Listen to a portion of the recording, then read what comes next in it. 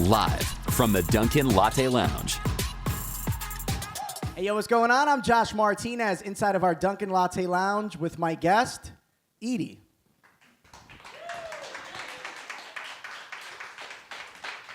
First and foremost, welcome to New York City. Thanks, mate. Appreciate it. Mate, that's very Australian of you. Oops. No, it's fine. But you moved to the States at what age? Because you were born in Australia. But you born in Australia. I moved here when I was really young. When I was about 3 years old, whole family came here. But my family kind of splits back and forth between here and there. So the accent has maintained. No, you know, I was hanging out with a British person once for like 2 hours. And Cool, bro. And I'm kidding. They actually, I'm not gonna name drop who it was, but it was an artist. But anyway, they kept referring to like their pals as mates. And I ended up saying like the term mate, and I cringed so hard because I was like, oh, that like, where did that The best part about it is I know you made the conscious decision like the last second. You're like, you know, fuck it, I'm gonna do it. And you're like, no. Mate. Oh shit. Yeah, it was like, oh, if you and your mates, want to come to the bar after the show, and it was just like I died a little bit on the inside. Yeah, my dad's like fully American, like white dude, shouldn't be saying mate, from Wisconsin, middle of America. Super white then. Super white. Okay.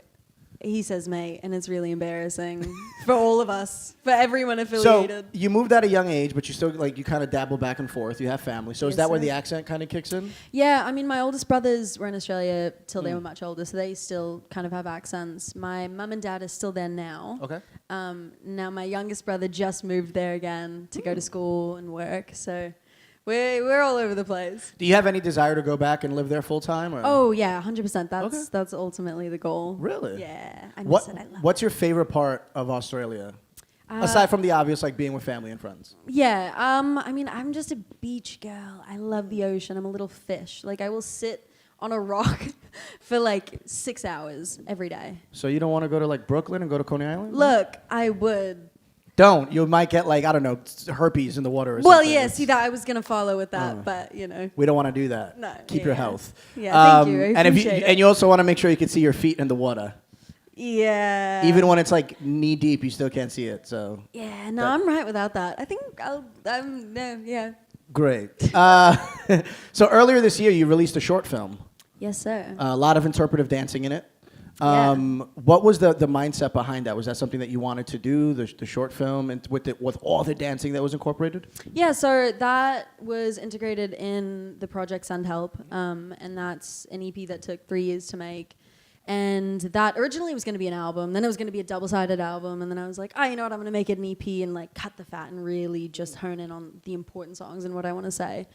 And as the EP was really being strung together and it started feeling really cohesive, I started just like feeling the visuals, and dancing was such a huge part of that, which is so funny because I don't dance. I'm not a dancer. See, I thought that maybe that was like an ode to like your upbringing, right? Because a lot of child stars kind of get into everything. They dabble with every line of work, including dancing. But no. No, I wish. I always wanted to dance, but I think everyone was so embarrassed. Like, my parents were embarrassed when they put me in a dance class. They're like, oh, shit. Maybe 2 left feet. Yeah, they're like, Got oh, it. God. But it was so crucial that it felt like such a crucial element, and it felt so important for the storytelling of the project.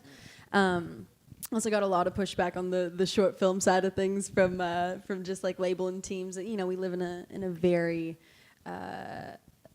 like quick turnaround. We want short content, 15 seconds, 30 seconds, make it interesting. And my brain's like, no, it needs to be a full body of work, and it all has to coincide and be extremely cohesive.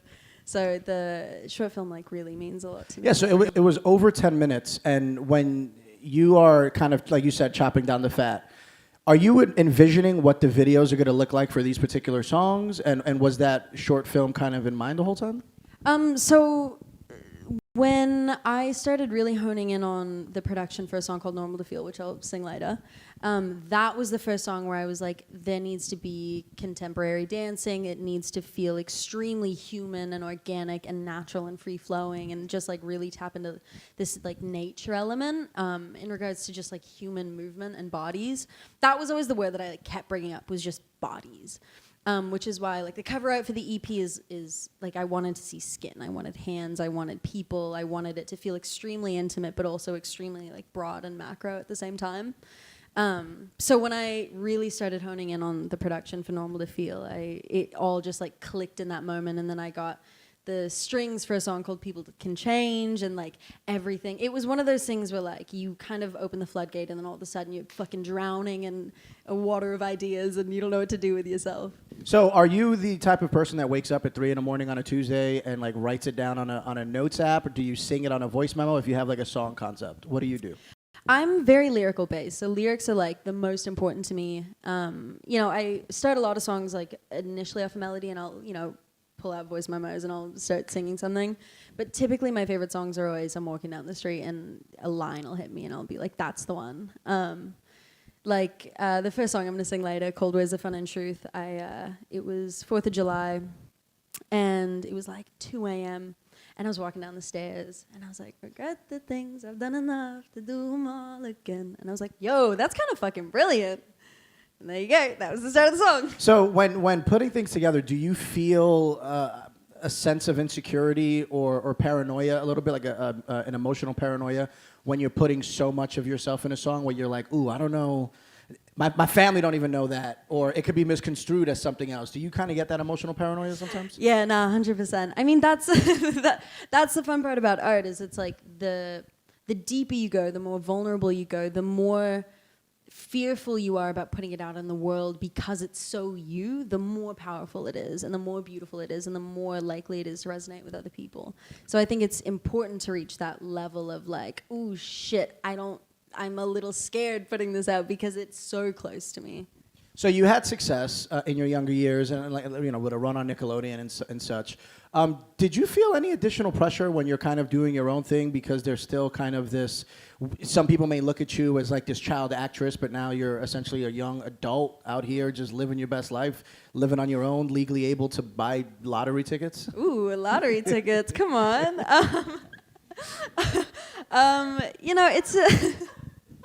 It's an interesting transitional period in my life. I think growing up being kind of in the limelight and, being seen by the world in an essence is a really strange concept, but I'm really lucky that I've been surrounded by such amazing people. My family's so amazing and so grounding.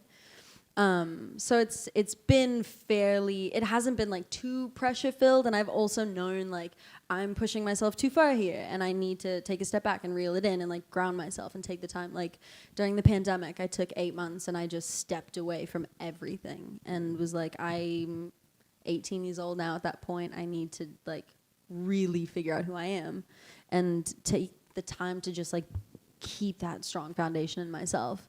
And thankfully I've been surrounded by such supportive people that I get to do that. So the pressure hasn't been too immense, and I think what drives me the most is really just making art and being a human and being vulnerable. So you mentioned the term grounding twice just now.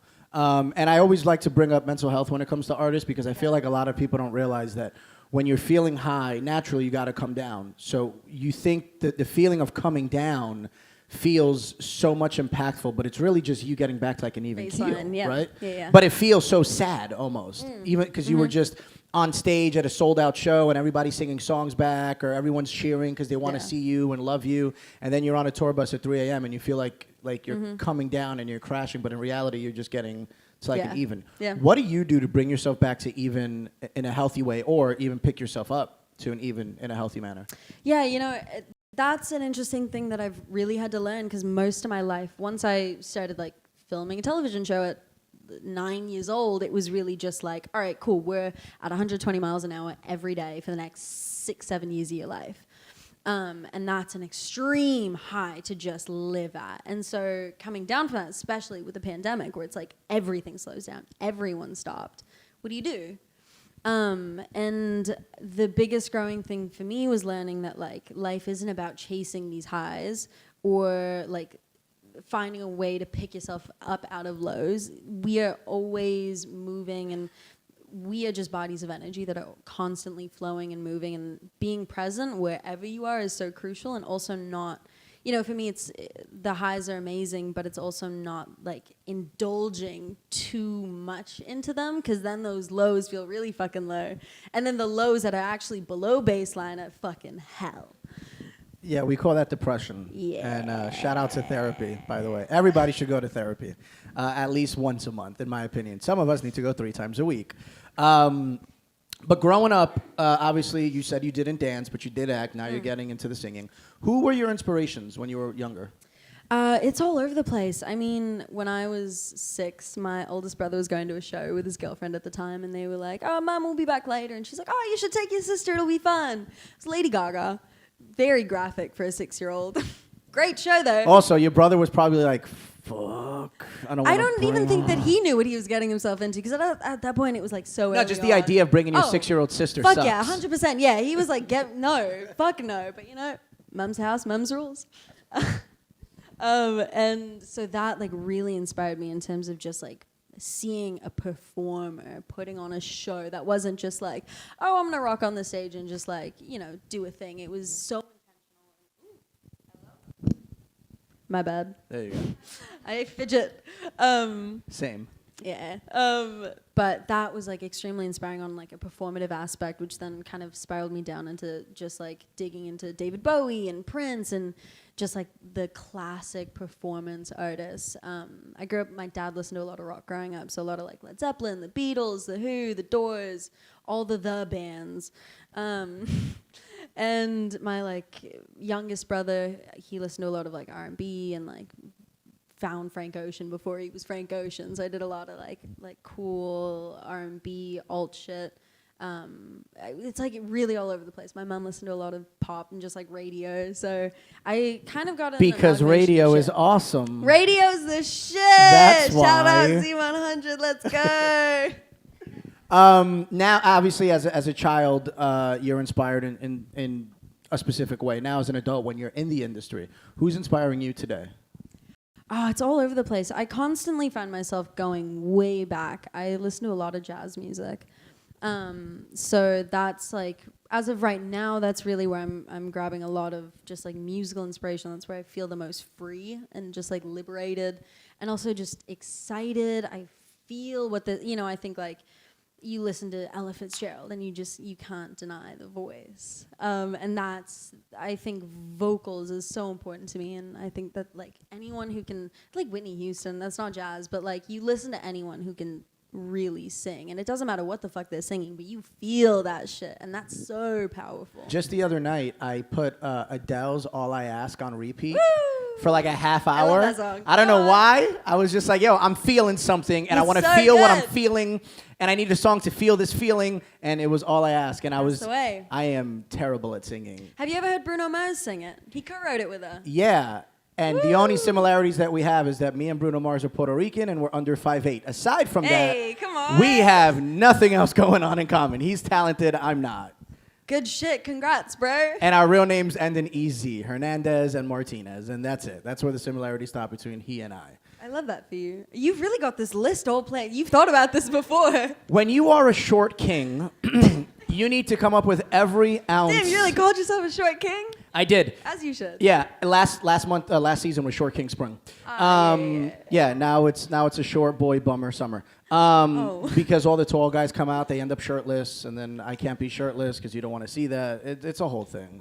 I'm so sorry. Do you want to talk about it some more? How much time do you have? I've got all the time in the world. All right. Well, I'll just lay here and we'll just All right, therapize great. me. Yeah. Yeah, So therapize open me, bench. and then we'll talk about lottery scratch-offs. Great.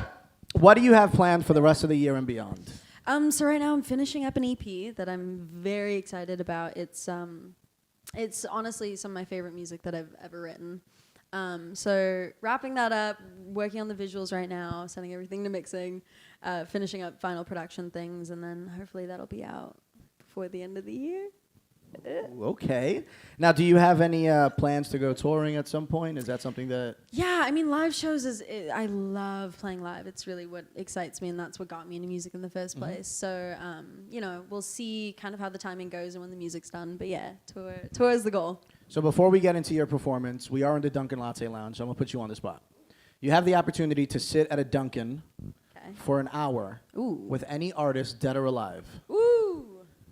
Who are you chilling at Dunkin' with?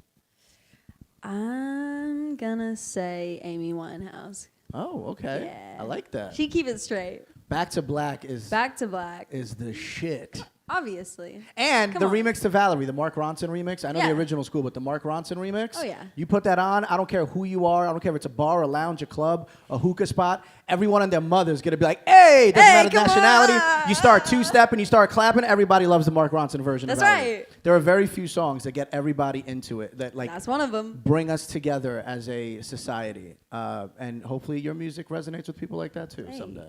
I hope so. Well, I hope so too, for your sake. Well, shit. We're both open. Yeah. It's gotta happen. And for your bank account's sake. Oh, thanks, mate. In terms of music, let's get you to perform. How about Let's that? fucking do it. Let's go. Thanks, Well, ladies and mate. gentlemen, Edie.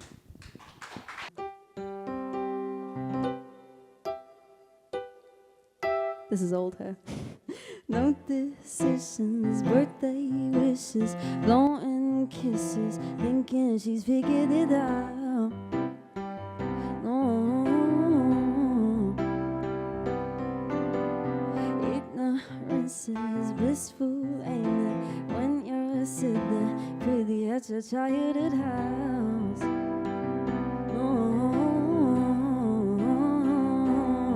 you know time moves slowly till you're running out of your imagination, looking in the mirror, and the only thing she's saying is she missed the old her, even though the new her is better than the old her. Cause when you get older, you realize the answers aren't out there. Maybe there is someone holding out a hand to save me.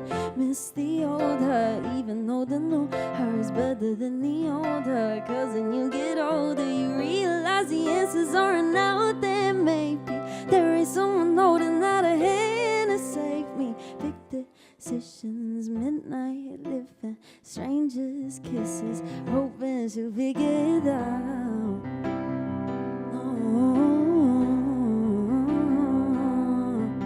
Well, life gets harder, she gets smarter, dreams get darker, wishing for a childhood house. No, you know time moves slowly till you're running out of your imagination, looking in the mirror, and the only thing she's saying is she missed the old her, even though the new her is better than the old her. Cause when you get older, you realize the answers aren't out there. Maybe there is someone holding out a hand to save me. Miss the old her, even though the new her is better than the old her. Cause when you get older, you realize the aren't out there. Maybe there is someone holding out a hand to save me. Well, if you wanna be happy, you gotta know, nothing at all. No, nothing at all. Oh, if you wanna be happy, you gotta know, nothing at all. No, nothing at all, nothing at all. So this next one is one of my favorites from the EP that I dropped last year called Send Help. Her name is Normal to Feel.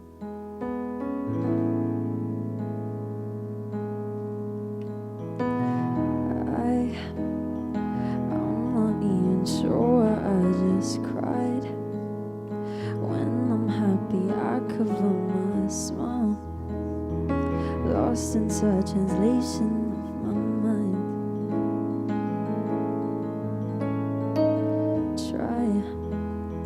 Try to memorize reactions.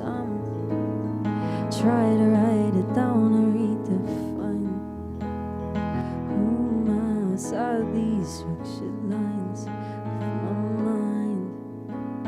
But do you think about it, think about it? Do you think about it, think about it, think about it too?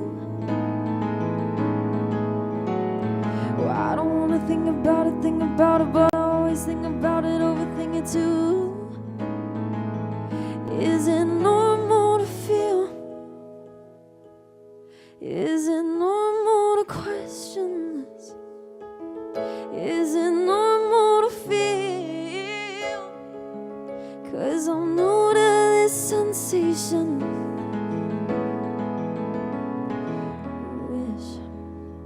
Wish I could articulate what it is going on inside my head. Decisions, it's got me reaching out for no beginnings.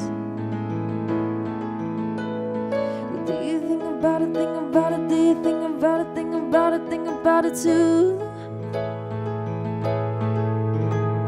Well, I don't wanna think about it, but I always think about it, overthink it too. Is it normal to feel? Is it normal to question this? Is it normal to feel? 'Cause I'm new to this sensation. I'm second guessing and guessing what's real. Is it normal to question this? Is it normal to feel? 'Cause I'm new to this sensation. Oh, there's skeletons in my line. Oh, but still I feel nothing inside. Oh, there's skeletons in my line. Oh, but she's the one who makes me feel alive.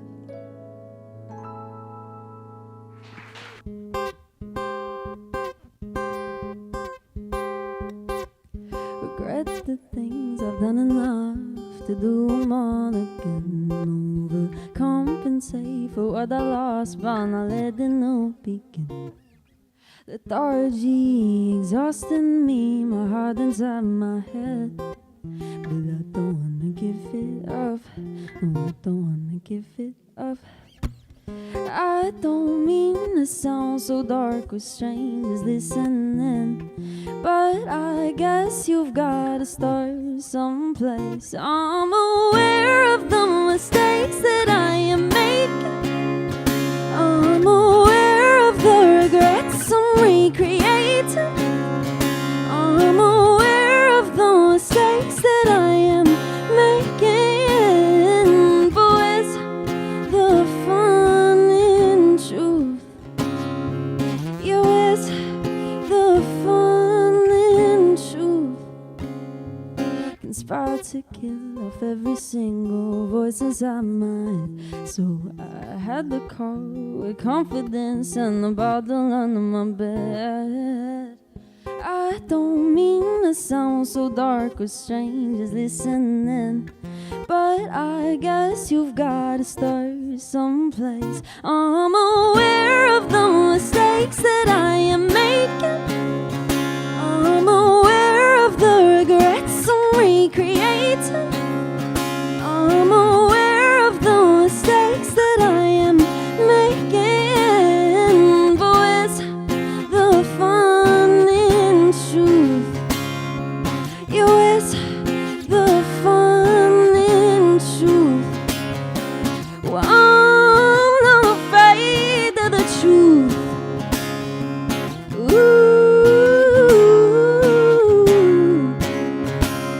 but there's better things to do. Ooh, I'm aware of the mistakes that I am making. I'm aware of the regrets I'm recreating. I'm aware of the mistakes that I am making. But where's the fun in truth? Yeah, where's the fun in truth? To see more videos like this, check out DunkinLatteLounge.com. And if you're posting on social, use the hashtag DunkinLatteLounge.